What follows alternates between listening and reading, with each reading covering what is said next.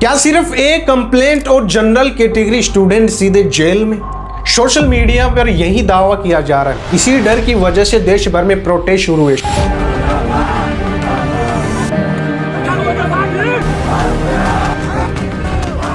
Supreme court तक मामला पहुंचा और कॉलेजेस में पैनिक फैल गया। लेकिन जब हम एक्चुअल में यूजीसी लॉ 2026 को खोल कर देखते हैं तो 24 आवर का मिथ, जेल का डर और रिवर्स डिस्क्रिमिनेशन का नैरेटिव तीनों ही टूट जाते हैं। लेकिन फिर सवाल ये उठता है, अगर कानून इतना बैलेंस्ड है तो लाखों स्टूडेंट डर क्यों रहे हैं? सुप्रीम कोर्ट तक पिटीशन क्यों पहुंच गई? और क्या यूजीसी लॉ आने के बाद भेदभाव कम होगा या ज्यादा बढ़ेगा?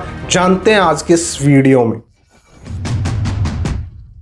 लेकिन इससे पहले दोस्तों ये समझते हैं कि ये कंट्रोवर्सी स्टार्ट कैसे हुई। 13 जनवरी 2026 को लागू हुए यूजीसी के नए promotion of equity in higher education institutions rule के बाद देश भर में प्रोटेस्ट शुरू हो गए।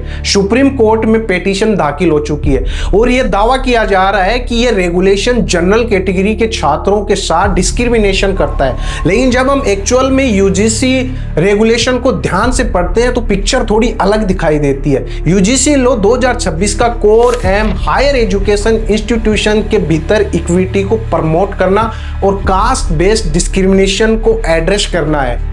और ये नियम सिर्फ SC ST के लिए नहीं बल्कि SC ST OBC women PWD EWS यानी हर कम्युनिटी के प्रोटेक्शन की बात करते हैं, इंक्लूडिंग जनरल कैटेगरी स्टूडेंट, ताकि कोई भी स्टूडेंट अनफेयर ट्रीटमेंट फेस न करे।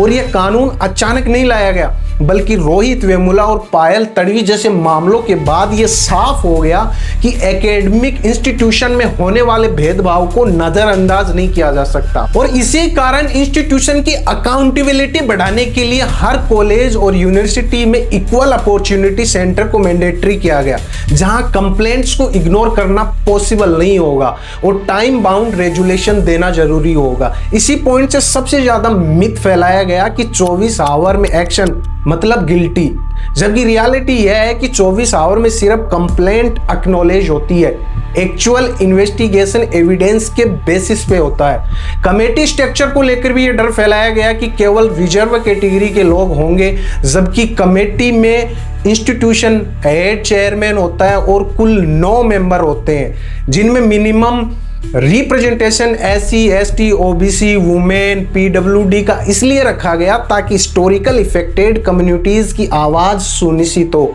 न कि किसी को ऑटोमेटिकली दोषी ठहराने के लिए।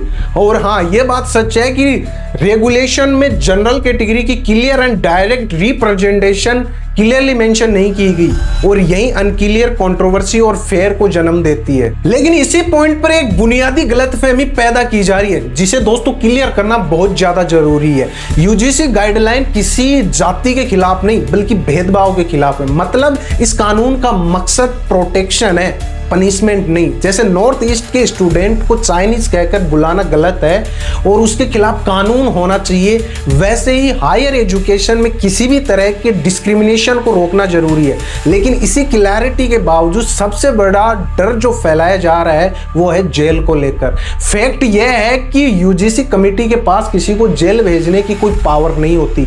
क्रिमिनल पनिशमेंट हमेशा FIR, पुलिस इन्वेस्टिगेशन और कोर्ट प्रोसेस के थ्रू ही होती है, यूजीसी कमेटी के माध्यम से नहीं।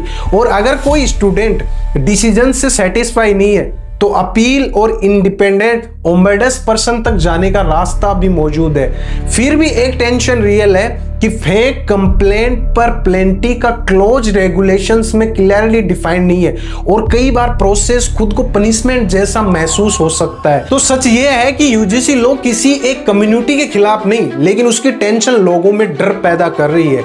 लॉ का इंटेंट प्रोटेक्शन है, ना कि पनिशमेंट। इसलिए असली सवाल ये नहीं कि लॉ किसके पक्ष में है किसके खिलाफ में है, बल्कि इसका इम्प्लीमेंटेशन ग्राउंड लेवल पर कितना फेयर, ट्रांसपेरेंट और बैलेंस्ड रहेगा। आपका क्या ओपिनियन है कमेंट्स में बताओ एंड सब्सक्राइब करना मत भूलना।